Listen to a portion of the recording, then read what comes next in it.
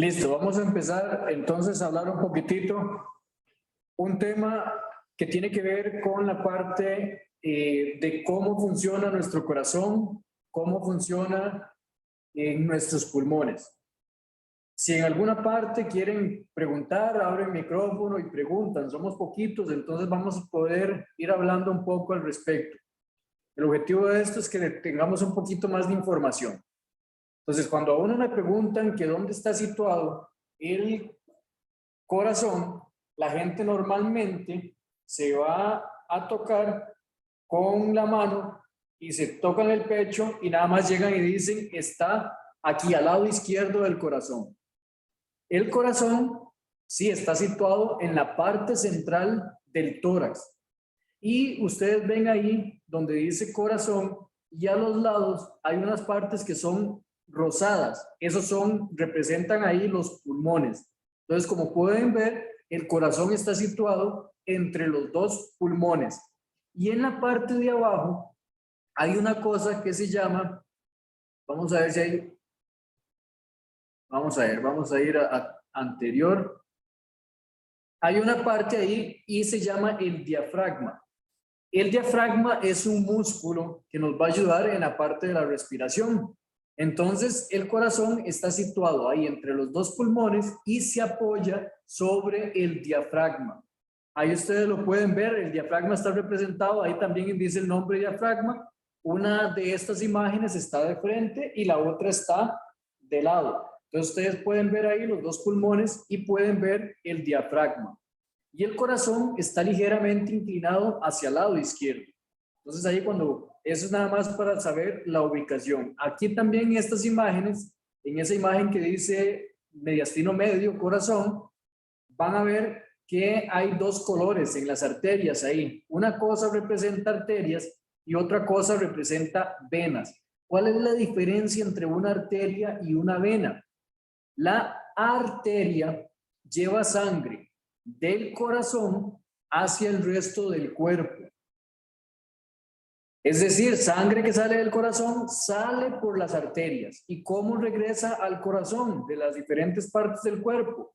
Por medio de las venas. Entonces, las arterias llevan sangre rica en oxígeno y las venas regresan sangre que tiene poco oxígeno porque el oxígeno ya fue utilizado en el cuerpo. Entonces hay una diferencia, las venas se representan de color azul y las arterias se representan de color rojo. Aquí igual representa el corazón y representa las arterias y las venas. Vea que ahí la parte más alta y la que se ve más grande en color rojo, esa es la arteria principal, la que sale del corazón y que se llama aorta. Y las venas tienen un color azul en este esquema. Vean que el corazón lleva sangre a las diferentes partes del cuerpo, pero el corazón también necesita sangre para poder funcionar. Y ahí es lo que ustedes están viendo, eso que parece una corona ahí en el corazón, eso representa las arterias que llevan oxígeno al corazón mismo. Vamos a ir entrando en algunos detalles. El corazón tiene, por así decirlo, tiene 4 cámaras. 2 cámaras, digámoslo, yo les pongo siempre el ejemplo que es como si tuviéramos una casa, 2 casas gemelas o 2 casas una al lado de la otra. Y cada casa de esas tiene una parte alta y una parte baja. Y para pasar de una de esos apartamentos al otro no existe una puerta directamente para ingresar, sino que hay que dar toda una vuelta. Ahora lo vamos a ir viendo. Pero entonces vamos a entrar en detalles. El corazón tiene 2 cámaras arriba que se llaman aurículas y ustedes las van a ver ahí donde dice aurículas y tiene 2 cámaras que se llaman ventrículos. Los ventrículos son la parte, por así decirlo, la parte de abajo y las aurículas la parte de arriba. Entonces vamos a tener 2 aurículas y 2 ventrículos. Y esta imagen lo que representa es el sistema respiratorio. Y aquí antes tocábamos solamente la parte cardíaca, pero ahora con todos los casos que hemos tenido de gente que viene a la rehabilitación cardiopulmonar, secuelas de un COVID, por ejemplo, entonces tocamos la parte esta de cómo es que también funcionan nuestros pulmones. Vean que ese es el sistema respiratorio y el sistema respiratorio no es solamente... Regula la emisión de testosterona. Lo hace más tranquilo, entonces el animal se engorda más rápido también. Alguien tiene el micrófono encendido, por favor lo apagan. Ya estaban en el subasta, ¿no? Nosotros los vaquillos se mandó la cerca. Nosotros nos estábamos molestando, ¿no? Y él no era como muy manso, ¿no? Pero por la vaca le da uno se quita que le cuenta cada ¿no? Y el negativo, porque no se está mejor para echarlo, ¿no? Y nos trae dos por favor, revisen el micrófono y lo apagan porque no van a dejar escuchar a los compañeros.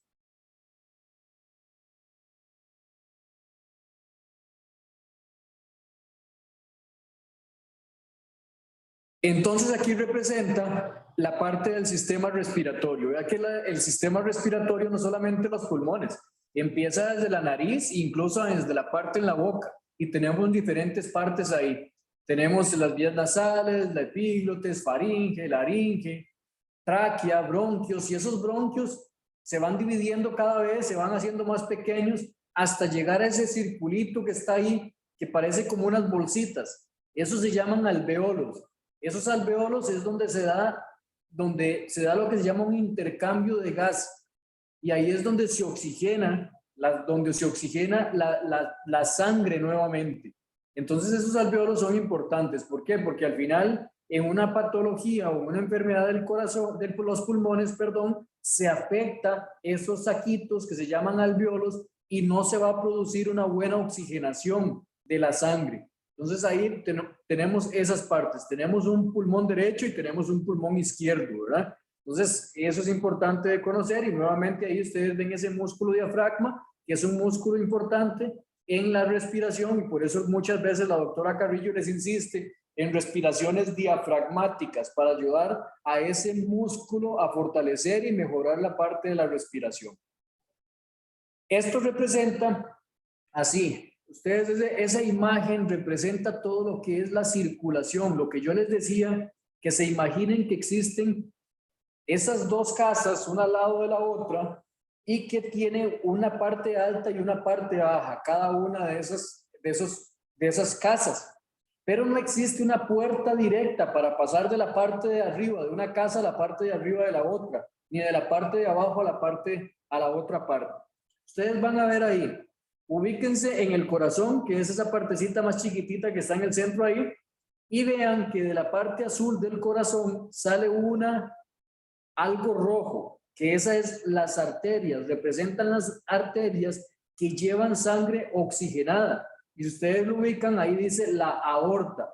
Y esa aorta, que es la arteria principal, es de donde sale la sangre del corazón, esa aorta se va dividiendo. Y llega a las diferentes, se va dividiendo para dar sangre a todas las diferentes partes del cuerpo. Y llega un punto que esa red que se ve abajo como huequitos y de todo representa la parte muscular y representa el músculo que está utilizando el oxígeno. Una vez que el oxígeno es utilizado por el músculo, regresa hacia el corazón. Y véanlo, tal vez no me pasa. Véanlo aquí. Yo tengo, la sangre sale, si logran ver la flechita, la sangre sale del corazón, va saliendo del corazón y se va dividiendo las diferentes partes del cuerpo. Cuando el oxígeno es utilizado, regresa hacia el corazón y regresa hacia el lado derecho. La sangre sale del corazón del lado izquierdo, la sangre oxigenada del corazón sale del lado izquierdo del corazón y regresa sangre con poco oxígeno hacia el lado derecho del corazón. Y esa sangre que llega al lado derecho no pasa directamente hacia el lado izquierdo. Eso es lo que les digo, no existe una puerta para pasar del lado derecho al lado izquierdo del corazón. ¿Cómo hace esa sangre para llegar del lado derecho al lado izquierdo? Bueno, sale del lado derecho y se va hacia los pulmones. Entonces la sangre sale del lado derecho del corazón, se va hacia los pulmones. ¿Y qué pasa en los pulmones? Los pulmones se encargan de oxigenar nuevamente la sangre. Y luego de los pulmones, la sangre sale nuevamente y llega al lado izquierdo del corazón. Y del lado izquierdo, ¿qué pasa? Sale la sangre, manda sangre oxigenada a todo el cuerpo y así se repite. ¿Cuántas veces se repite eso? de 60 a 100 veces en un minuto. ¿Ok? Entonces eso es realmente lo que es maravilloso. Todo ese proceso que yo duré aquí como 5 minutos explicándole, se produce entre 60 y 100 veces en un minuto. Y eso es como yo les explicaba, no existe una puerta directa del lado derecho al lado izquierdo del corazón o del lado izquierdo hacia el lado derecho del corazón. Y aquí lo representamos en una forma un poco más grande. Representa el corazón y vean que el corazón, la parte que se ve, no sé, ustedes lo pueden ver celeste o lo pueden ver como casi que un gris. Esa parte representa lo que son, por así decirlo, la parte alta del corazón, que se llaman aurículas. Y lo que está más azul se llama ventrículos. Entonces tenemos 2 aurículas, 2 ventrículos. Y vean que existen unas valvulitas como hacia abajo, que eso representan las válvulas del corazón. Y las válvulas tienen una sola dirección. Vean que las válvulas de la aurícula izquierda se ubican hacia abajo, significa que la sangre pasa de la aurícula al ventrículo. Y vean que del ventrículo hacia la aorta las van en una dirección. O sea, la sangre siempre circula en una dirección. No se devuelve. La sangre no se devuelve. Si se devuelve es porque existe alguna alteración en alguna de las válvulas del corazón y eso es lo que se conoce como insuficiencia. O esas válvulas que tiene ahí el corazón también se pueden engrosar, se ponen duras y producen una cosa que se llama una estenosis. ¿Okay? Vean que entonces tenemos 2 aurículas, 2 ventrículos. Y si ustedes ven ahí, cuenten, existen una válvula que se llama válvula mitral, que es la que está entre la aurícula izquierda y el ventrículo izquierdo. Existe una válvula aórtica que se encuentra entre el ventrículo y la arteria, la aorta. Existe otra válvula que se llama la válvula pulmonar, que está entre el ventrículo derecho y la arteria pulmonar. Y existe una válvula tricúspide que está entre la aurícula derecha y el ventrículo derecho. Entonces, hasta aquí, ¿qué hemos visto en el corazón? El corazón tiene 4 cámaras, 2 aurículas, 2 ventrículos y tiene 4 válvulas. La válvula mitral, la válvula aórtica, la válvula tricúspide y la válvula pulmonar. Entonces, hasta ahí estamos y eso representa que la sangre circule en un solo sentido. La sangre del lado izquierdo sale por la válvula aorta, llega a la aorta y se va para todo el cuerpo. Y la sangre regresa hacia el lado derecho con sangre que tiene poco oxígeno, sale por la arteria pulmonar, se va hacia los pulmones, en los pulmones se oxigena y la sangre oxigenada regresa hacia el lado izquierdo del corazón y se repite el ciclo una y otra vez.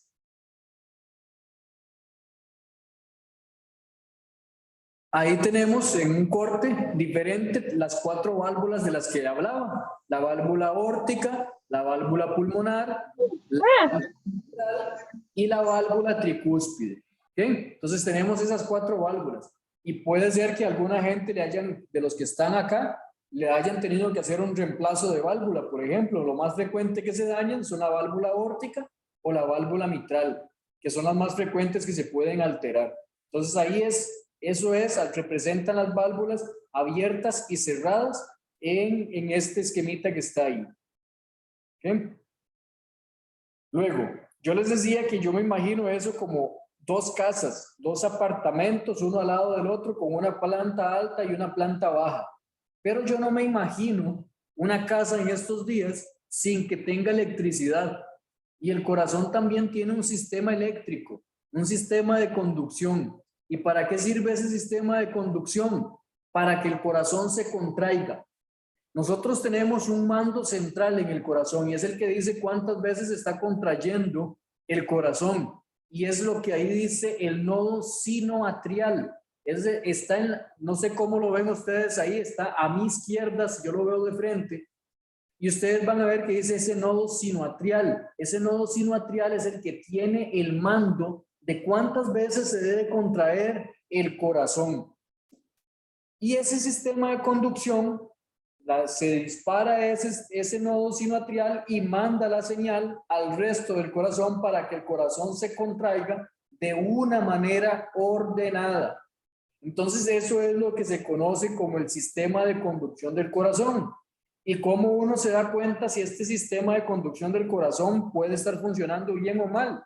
Bueno, el electrocardiograma me representa ese sistema de conducción del corazón. Entonces, por eso es que el médico hace un electrocardiograma y a veces le dicen tiene un bloqueo de rama derecha o tiene un bloqueo de rama izquierda. Y entonces ahí es donde uno puede identificar si existe alguna alteración en ese sistema de conducción del corazón.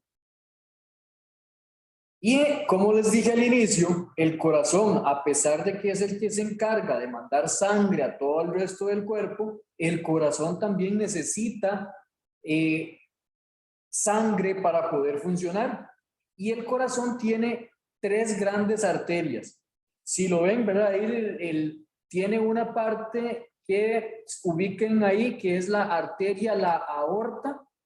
Luego hay una parte que se llama 2 arterias que son principales, o más bien 3 arterias principales en el corazón. Tiene una rama derecha, una que se llama arteria o la coronaria derecha, que es la que está ahí ustedes, yo la veo a mi izquierda, puede ser que ustedes la vean ahí, pero si ustedes la ubican dice arteria coronaria derecha. Luego tiene una arteria que es un tronco que sale hacia el lado izquierdo del corazón y se llama la arteria coronaria izquierda. Entonces es muy sencillo, arteria coronaria derecha, arteria coronaria izquierda. ¿Okay? Y la arteria coronaria izquierda se divide en 2 ramas principales, que son la arteria circunfleja y la arteria descendente anterior. Entonces ahí, cuando ustedes ven una epifiresis, la gente que se ha infartado o que le han colocado un stent, le dicen, le colocaron un stent en la arteria descendente anterior o en la arteria circunfleja o en la arteria coronaria derecha, y ahí es para poder ubicar dónde era que estaba la alteración a nivel de la circulación del corazón de ustedes. Entonces, aquí 3 grandes arterias: la arteria coronaria derecha, la arteria descendente anterior y la arteria circunfleja. Normalmente son las arterias que van a estar alteradas cuando una persona ha sufrido un infarto o le han colocado un stent. Entonces ahí vamos a entrar poco en detalle en ese aspecto. El corazón puede sufrir enfermedades y el corazón puede sufrir enfermedades y la principal es una cosa que se llama aterosclerosis. Y la aterosclerosis no es más que grasa dentro de las arterias. ¿Y eso se hace de la noche a la mañana? No. Normalmente empezamos a alimentar esa grasa dentro de las arterias desde que estamos muy pequeños. Si no hacemos ejercicio, si no cuidamos el peso, si no cuidamos la alimentación, todo eso hace que se vaya acumulando grasa dentro de las arterias. Y hay gente que le puede decir a uno, vea, yo soy flaco, hago ejercicio, cuido mi peso, ¿y por qué me dio un infarto a mí entonces? Bueno, yo siempre les digo en este aspecto, esto tiene que ver como que si yo tuviera una rifa y para yo pegarme una rifa tengo que comprar los números o tengo que alguien me regale esos números. ¿Cuáles son los números que a mí me regalan? Bueno, si yo tengo un papá que se infartó a los 50 años, mi papá me regaló un número para que yo me pegue la rifa de un infarto. ¿Okay? Porque así es. Si yo ya tengo más de 45 años y soy hombre, ya tengo otro número que yo no quería, pero me lo regalaron. Si es mujer, más de 55 años, ya está en la época de la menopausia, ya le regalaron un número que usted no quería, pero ahí se hizo vieja y le tocó un número más para pegarse el infarto. Esos son números que a uno, por así decirlo, en términos muy sencillos, le regalaron para que uno se pegue un infarto. Pero hay una serie de números que yo compro para pegarme la rifa, solo que el premio no es nada bonito, porque es tener una enfermedad en el corazón. ¿Y cuáles son esos números que yo compro? No cuido mi peso, no hago ejercicio, como cochinadas y lo que aparezca. ¿Okay? Entonces esos son números que yo compré. Entonces si me regalaron 2 y yo compré 3, si de 8 números que eran, tengo 5 y no me pegué la rifa de un infarto, ya realmente fue porque realmente fue bendecido. Pero si yo no hago ejercicio, no cuido mi peso, como lo que sea, soy un estresado. Son números para pegarme la rifa. ¿Ok? Entonces, esa grasa se va acumulando dentro de la arteria. ¿Y qué va a pasar con esa grasa dentro de la arteria? Bueno, se va a llegar un momento donde puede producir un infarto. Puede ser que no se infarte, pero ya son esas personas que cuando consultaron decía, yo venía 2 meses ya con dolor de pecho. Eso es lo que se llama ANGOR. Y hay alguna gente que no es tan afortunada, que la forma en que se manifiesta la aterosclerosis es por medio de una muerte súbita. Algunos salen de la muerte súbita y otros no logran salir y se mueren definitivamente, ¿verdad? Entonces, y hay otras enfermedades a nivel del corazón, como son arritmias, que son el corazón se mueve, como les dije, a un ritmo constante. Tuc, tuc, tuc, tuc, tuc, tuc, tuc, tuc. Pero las arritmias son ese corazón que usted dice, siento así como que me hacen tuc, tuc, tuc, tuc, tuc, tuc, tuc, tuc, tuc, tuc, tuc, tuc, y ustedes van a sentir eso, es una arritmia. ¿Ok? Existen enfermedades, como les dije, también enfermedades de las válvulas del corazón, que es la enfermedad valvular.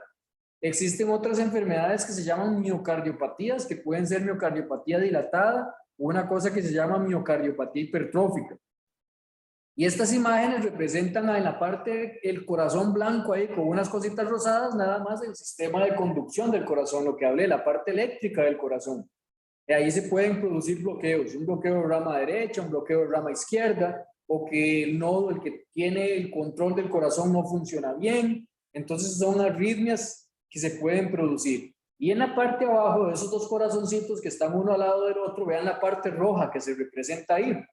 Eso representa, que se ve más grande, la parte roja representa una válvula mitral normal. Y al otro lado, donde se ve solamente como una gotilla de sangre, eso representa una válvula mitral estrecha. Y eso es lo que se reconoce como una estenosis. Una estenosis porque no está pasando suficiente sangre. Es como si yo agarrara una manguera y la doblo. Entonces no va a pasar suficiente agua por esa manguera. En una válvula mitral estrecha, que se conoce como una estenosis, no pasa suficiente sangre. ¿Okay? Entonces son enfermedades a nivel de las válvulas. Y a nivel de las válvulas se pueden producir enfermedades, una que se llama estenosis, que es ese estrechamiento, y otra cosa que se llama insuficiencia. La insuficiencia es que la sangre se devuelve. Yo les dije que la sangre siempre debe circular en un solo sentido. En la insuficiencia la sangre, la válvula no cierra bien y la sangre se devuelve. Entonces ahí es como funciona de esa manera. Y estos corazones que representan, la parte que está arriba representa un corazón normal y el otro que se ve un corazón así muy grandotote, no es que esté muy grandotote porque tiene mucho amor, ¿verdad? No, eso representa una cosa que se llama miocardiopatía dilatada.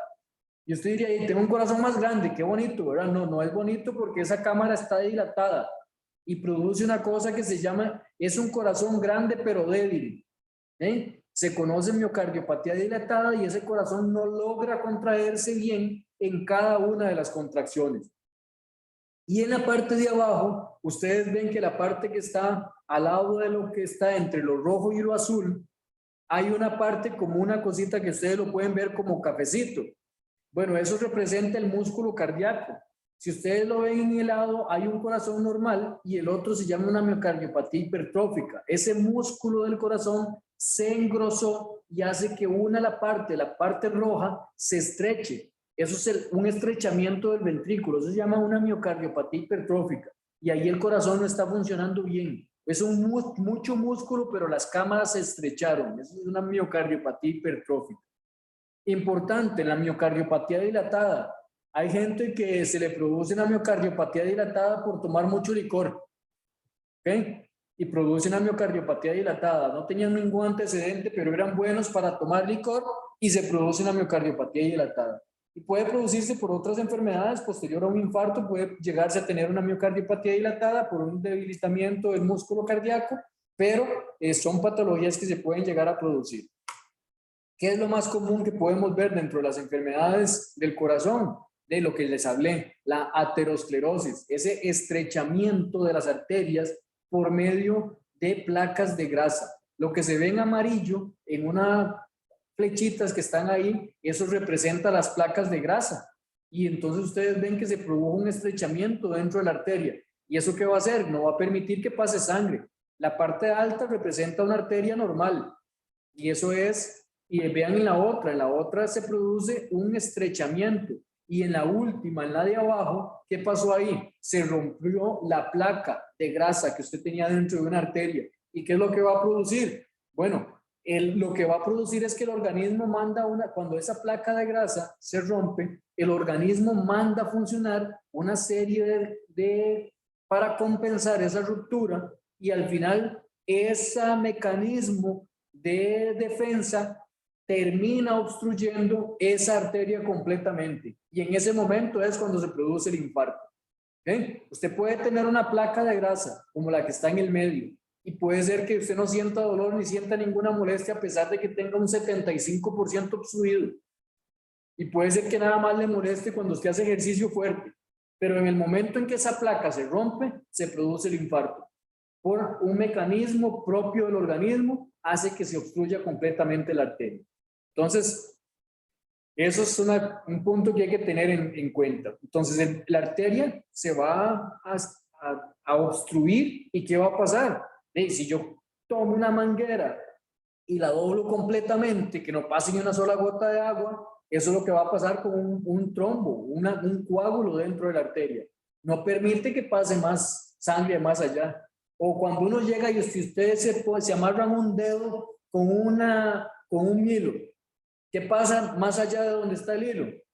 Se empieza a poner morado. Y si ustedes se dejan ese hilo ahí, esa punta del dedo se les llega a poner negro, negro. Y si se lo dejan ahí, empieza a morirse esa punta del dedo. ¿Ok? Es lo que pasa cuando hay una obstrucción en una arteria. Más allá de donde está la obstrucción, no llega sangre. ¿Y qué va a pasar con esa parte que está más allá de esa obstrucción de la arteria? Se va a morir. Entonces, una parte del corazón se puede morir si no intervienen completamente. Bueno, si no hay una intervención rápida, esa parte del corazón va a quedar lesionada. Y en algunas personas, si no logran intervenir, va a llegar la muerte, ¿verdad? Pero eso es lo que pasa cuando se produce una obstrucción en una de las arterias del corazón. Y ahí es lo que representa ese coágulo. Ese coágulo no solamente se puede presentar en el corazón, pueden haber coágulos que se forman a nivel de las piernas y producen una trombosis. Pueden haber coágulos que se producen a nivel del cerebro y produce lo que la gente normalmente conoce como un derrame, que es un accidente vascular cerebral por una obstrucción en una de las arterias del cerebro. ¿Okay? Entonces la aterosclerosis no es solamente propia del corazón, la aterosclerosis se puede producir a nivel de cualquier parte del organismo, a nivel del corazón, a nivel del cerebro, a nivel de las arterias de las piernas, en el hombre a nivel del pene, entonces ya el hombre empieza a producirse disfunción sexual, ¿ok? Entonces la aterosclerosis no es solamente a nivel del corazón. En los pulmones puede producirse un trombo y produce un tromboembolismo pulmonar, es un coágulo dentro de un pulmón. Y si no llega sangre, ¿cómo se va a oxigenar esa sangre? Entonces no se va a oxigenar y la persona tiene dificultad para respirar y eso es lo que se produce un tromboembolismo pulmonar. ¿Ok? Entonces, eso es lo que podemos ver. ¿Y cómo pueden resolver esas cosas? Bueno, por medio de, lo ideal es que uno se pudiera cuidar desde toda la vida y no tener que llegar a eso. Pero normalmente ya cuando se produjo el coágulo, lo que hacen es colocar una cosa que se llama un stent. Y ese stent lo que meten es una guía con esto del stent propiamente, y cuando el stent logran meter la guía hasta donde está la obstrucción de la arteria, entonces abren ese aparatito, el stent, y abre la obstrucción que se había producido a nivel de esa arteria. Entonces la gente a veces dice, ya me pusieron el stent, santo remedio. No, ese stent se puede volver a obstruir si usted no cuida su alimentación, si usted no baja de peso, si tiene sobrepeso y no baja de peso, y sigue comiendo igual y sigue aumentando peso, ese stent se vuelve a obstruir y va a producirse otra vez un infarto y puede ser peor. ¿Ok? Entonces, hay que cuidarse. O sea, si ustedes tuvieron un infarto o tuvieron un problema a nivel pulmonar, mire, yo soy de los que siempre les insisto, hay que bajar de peso. Y los que han venido acá al programa de rehabilitación saben que yo les insisto y siempre lo primero que les digo, ya leyeron referencia a nutrición, ya usted está bajando de peso, ya mejoró. ¿Por qué? Porque si usted no cambia su estilo de vida, el hecho que le hayan colocado un stent no le resuelve absolutamente nada porque dentro de un tiempo se le va a volver a obstruir. ¿Ok? Entonces es importante tomar eso en cuenta.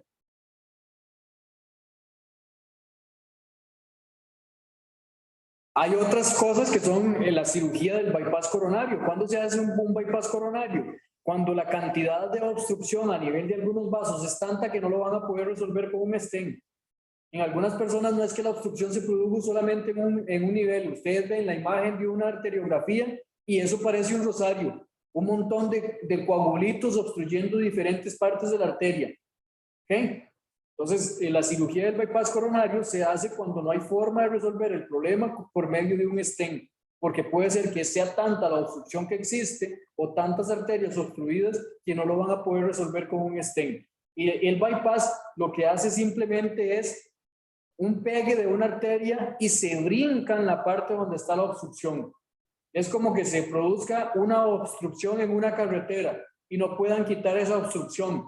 Entonces, ¿qué van a hacer? Tiran el camino por otro lado, ¿okay? Para poder brincarse esa obstrucción que se produjo en la carretera. Eso es la función que cumple el bypass. El bypass se brinca la zona donde está la obstrucción y lleva sangre más allá de donde está la obstrucción. Entonces es importante eso. Y en la parte, como les hablaba, en la parte pulmonar es importante. Eso que parece ahí, que parecen como globitos, esos son los alvéolos. Y esos alvéolos ahí es donde propiamente se produce el intercambio de gas, donde la sangre se oxigena nuevamente. Ahora con todo esto de COVID, la gente que ha sido afectada por COVID, parte de eso, de los problemas que quedan a nivel del pulmón, es porque estas estructuras que se llaman alvéolos se vieron afectadas y queda también como un endurecimiento de esas partes, se produce una fibrosis de esa parte del pulmón y no se distienden bien ni se oxigena bien la sangre. Entonces tienen problemas a nivel pulmonar y van a tener problemas a la hora a veces de respirar porque se dañó esa parte importantísima, que es la parte donde se oxigena nuevamente la sangre. Entonces se afecta, no se produce ese intercambio, no se oxigena la sangre y la persona puede seguir teniendo problemas a la hora de respirar.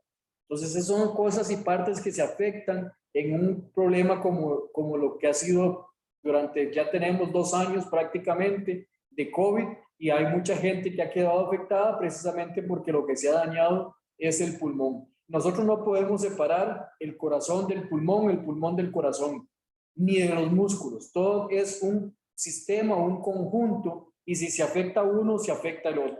Entonces, por eso es que aquí hablamos de un programa de rehabilitación cardiopulmonar, no solamente la parte cardíaca, no solamente la parte pulmonar, sino que hay que rehabilitar todo, la parte cardíaca y la parte pulmonar. Aquí es igual, representa ese intercambio que se da y esas cositas que se ven ahí como globitos, esos son los alvéolos, ahí está magnificado porque eso realmente es microscópico, pero ahí es donde se da ese intercambio de gas, donde nuevamente la sangre se oxigena. Entonces, si se ve alterado, la sangre no se va a oxigenar, no va a llegar suficiente sangre oxigenada a partes del cuerpo y la persona siempre sigue teniendo problemas para respirar o problemas para hacer ejercicio porque la sangre no está bien oxigenada. Y ya para terminar y no hacer esto muy largo, y la próxima semana probablemente la doctora Carrillo les va a hablar un poco sobre todo lo que son medicamentos. Vean que hay una gran lista ahí de medicamentos. Y por favor, no lleguen cuando les preguntan, ¿qué es lo que usted toma? Una pastillita blanca. No, eso de una pastillita blanca no. Existen, no sé, como 500 pastillas blancas y uno no puede ser adivino para saber qué es lo que ustedes toman. Que tienen que tener un papelito donde tengan anotado cuál es el nombre del medicamento que están tomando, cuánta cantidad, de cuánta potencia esas pastillas que está tomando, porque por ejemplo, les pongo el ejemplo, enalapril, que es uno de los medicamentos conocidos en la caja, existe enalapril de 5 miligramos y existe enalapril de 20 miligramos. Entonces no puede decir solo enalapril, no, enalapril de cuánto, de 5 miligramos, de 20 miligramos, ¿cuántas se toma al día? ¿Por qué? Porque cada uno de estos medicamentos tiene una función también. Ustedes normalmente, si son problemas del corazón, van a utilizar medicamentos que se llaman hipolipemiantes. ¿Y esos hipolipemiantes qué significan? Son medicamentos que se utilizan para bajar el colesterol en sangre. Pero no solamente baja el colesterol en sangre. ¿Qué hace también? Vimos, y si ustedes se acuerdan de las imágenes, les dije que ustedes pueden tener una placa de grasa dentro de la arteria. Y que hasta ahí puede ser que no tengan ningún síntoma. Pero cuando esa placa de grasa se rompe, se produce el infarto. Entonces, ¿qué hacen los hipolipemiantes? Medicamentos como la rosuvastatina, como la lovastatina, no solamente bajan el colesterol, sino que estabilizan esas placas de grasa para que no se rompan. Entonces la gente dice, es que yo tenía el colesterol normal, no sé por qué me dieron tratamiento si el colesterol mío estaba normal. Precisamente para evitar que esas placas de grasa que existen dentro de las arterias se rompan. Aunque el colesterol esté normal, van a tener que seguir tomando tratamiento para el colesterol. Se llama lovastatina, se llama rosuvastatina, los medicamentos que tiene la caja. ¿Y tienen que tomarlos cuándo? Probablemente de por vida, si ya usted tuvo un infarto. ¿Okay? ¿Cuáles son los otros medicamentos que existen? Unos que se llaman como antiagregantes plaquetarios. ¿Cuáles son esos antiagregantes plaquetarios? La aspirina y el clopidogrel. No son anticoagulantes. Al final, los antiagregantes, la obstrucción de la arteria, cuando se rompe, se produce porque el organismo manda a defender esa ruptura que se produjo en la placa de grasa y manda unas cosas que se llaman plaquetas, y las plaquetas se pegan unas a otras y terminan produciendo el coágulo de sangre. Si yo me hago una heridita en la mano, si yo me dejo ahí algo ahí, me quedo ahí un ratito, yo empiezo a ver cómo se empieza a formar un coagulito de sangre ahí en mi mano. Y eso es porque existen las plaquetas. Entonces, ¿qué hacen los antiagregantes plaquetarios? Los antiagregantes plaquetarios lo que hacen es que esas plaquetas no se peguen unas a otras. Entonces, por así decirlo, arralan la sangre. No permiten que se produzca un coágulo fácilmente. Entonces, si la placa de grasa se rompió y usted está tomando clopidogrel y aspirina, menos riesgo de que se produzca un infarto, porque no se va a producir ese pegue de plaquetas. ¿Okay? Entonces, esos son los antiagregantes plaquetarios. Aspirina y clopidogrel. ¿Y por cuánto tiempo? El clopidogrel normalmente lo van a dejar de 6 meses a 1 año y la aspirina probablemente se la van a dejar de por vida. Entonces, hasta aquí vamos y ustedes no pueden suspender ningún medicamento por cuenta propia. ¿Ok? Hasta que el médico les diga si lo pueden suspender o no, ustedes no pueden suspender nada. Y no pueden dejar un día. Ah, se me olvidó un día. No, tienen que ser estrictos en la toma de medicamentos. Otros medicamentos que existen, como la amlodipina, como el clopidogrel, como el Ecopres, como carbedilol. El carbedilol o Ecopres lo que hacen es disminuir la cantidad de veces que el corazón palpita. Es decir, disminuyen la frecuencia cardíaca. También hay que tomarlo si se lo mandaron. Y algunos otros medicamentos que se toman. Ahí dentro de los importantes también, en el caso de los hombres, son lo que se llaman nitratos. ¿Cuáles son esos? La que se pone debajo de la lengua, la nitroglicerina, o otro que se llama isosorbide. ¿Por qué es importante en el caso de los hombres y lo menciono como en caso de los hombres? Porque si usted está tomando nitroglicerina o está usando isosorbide y tiene problemas de disfunción sexual, no puede tomar Viagra. ¿Ok? Es una de las pocas contraindicaciones en el caso de utilizar Viagra. ¿Ok? No pueden utilizarla si están usando isosorbide o si están utilizando nitroglicerina. Y los otros medicamentos son varios y no los voy a entrar aquí porque la doctora Carrillo la próxima semana les va a hablar al respecto de cada uno de esos grupos. Pero ¿por qué les traigo esta lista aquí? Por favor, no le digan al médico o a ustedes van a comprar a una farmacia porque se les acabó el medicamento si yo tomo una pastillita blanca. No, deben tener una lista. Ándenla en el bolso, en la billetera, tómenla en una foto. y sepan qué es lo que están tomando. No puede ser que digan, si ustedes han estado en un programa de rehabilitación cardiopulmonar y llegan y dicen que toman unas pastillitas blancas, hay que guindarlos, ¿ok? Porque no es posible que no sepan cuáles medicamentos toman. Puede ser que no se acuerden y le digan, doctor, vea, yo no me acuerdo, pero déjeme, yo aquí ando un papelito anotado todo lo que estoy tomando y la cantidad que estoy tomando. Entonces, eso es importante, no pueden suspender medicamentos, tienen que ser muy religiosos en la toma de los medicamentos. Cada uno tiene una función, no crea que se los mandaron para que se alimenten a base de pastillas, no, es porque cada uno de esos medicamentos tiene una función y es importante que los mantengan siempre. La próxima semana la doctora Carrillo probablemente les va a hablar un poco de cada uno de estos grupos de medicamentos. Hoy era nada más una introducción para que ustedes sepan que es importante saber los medicamentos. Yo traté de ser sencillo en la explicación. Cuando uno está así virtual, a veces es un poco más difícil poderles explicar que cuando uno está presencial, pero traté de hacerlo lo más sencillo posible para que ustedes entiendan el funcionamiento del corazón, por qué es importante controlar factores de riesgo, por qué es importante tomarse los medicamentos.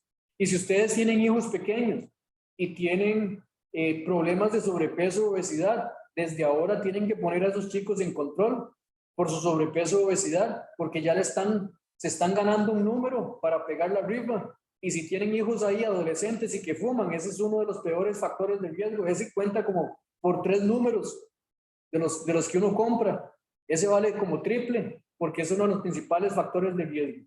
Entonces, hay que controlar factores de riesgo desde edades tempranas. Si ustedes tienen hijos, tienen nietos, por favor, las abuelas no chineen a los hijos, a los nietos, perdón, dándoles solamente cochinaditas de comer como forma de chineo, porque eso lo que está perjudicando es desde ahora, desde la edad de los 2 años, ya tenemos esas células encargadas de formar esas placas de grasa dentro del organismo. Entonces hay que cuidarse mucho. No solamente esto es para ustedes, es información para ustedes y sus familias, y lo importante aquí es que ustedes estén educados y que si algo poder hacer un cambio en nuestro estilo de vida. Yo traté de hacerlo de ahí despacio, tratar de explicarles lo mejor, y si alguien tiene alguna pregunta o algún comentario, con mucho gusto. Sí, doctor. Todas estas charlas nos hablan mucho de la acumulación de grasas y demás. Perdón, ¿cuál es el nombre? Jorge Falles. Don Jorge. Sí. Pero no menciona nada lo que es la parte de calcárea, ¿verdad? Si también tenemos problemas por acumulación de cal, ¿verdad? Sí. De este tipo de productos, ¿verdad? Eso es, bueno, hay algunos estudios que lo que hacen es medir la cantidad, pero al final son los mismos factores de riesgo. Uno tiene los factores de riesgo y eso es importante, pero no es solamente, o sea, son la minoría de las personas, y hay una cosa que se llama y medir el índice cálcico a nivel del corazón, y que son como estudios nuevos que existen, pero al final tiene que ver con todos estos factores de riesgo que tenemos y que hay que trabajar en ellos. Igual usted no tiene más riesgo de sufrirlo si no cuidamos esa parte, ¿verdad? Don Franklin ahí dice que excelente presentación, aprendí cosas nuevas y que se las subimos al canal de YouTube. Yo creo que la doctora Carrillo sí la van a subir por ahí también, por si en algún momento quieren verla nuevamente. Don Jerry está levantando la mano. Jerry, creo que está silenciado, Jerry. Sí, perdón, y ahora sí. Muchas gracias, doctor. Yo tengo una preguntita. ¿Qué medicamentos de los que usted ya mencionó puede ser que ya ha pasado un año de que a uno le pusieron stent, no le van a poder faltar de por vida, digamos? Normalmente, don Jerry, ahí el medicamento que normalmente pueden suspender como al año, si le colocaron stent, normalmente le pueden suspender el clopidogrel. Ajá.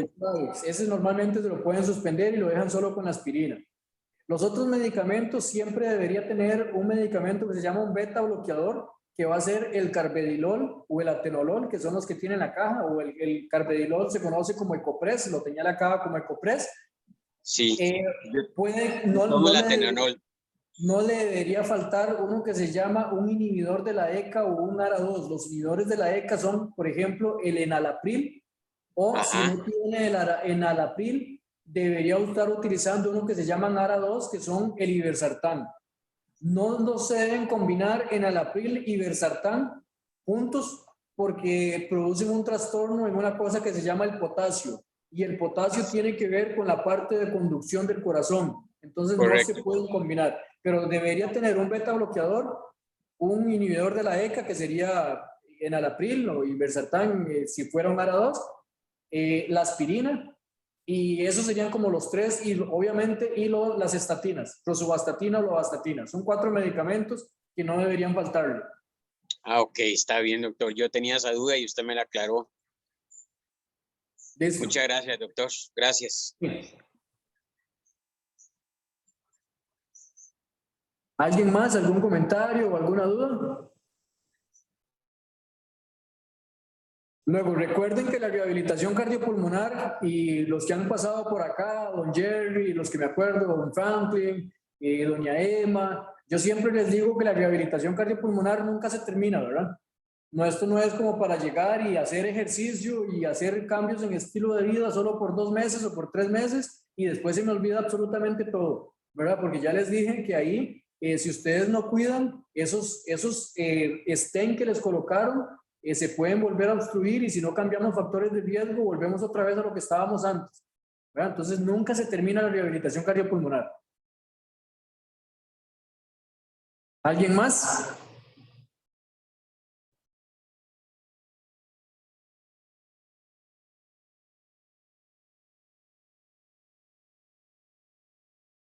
Y si no, dejamos hasta acá. Muchas gracias, y la próxima semana probablemente la doctora Carrillo les habla un poco más de todos los medicamentos. No, más bien, muchas gracias a usted por toda esa información excelente. Gracias, doctor. Bueno, Gracias, muy bien. doctor, por tremenda información. Muy buena pedagogía. Listos, entonces, estamos ahí.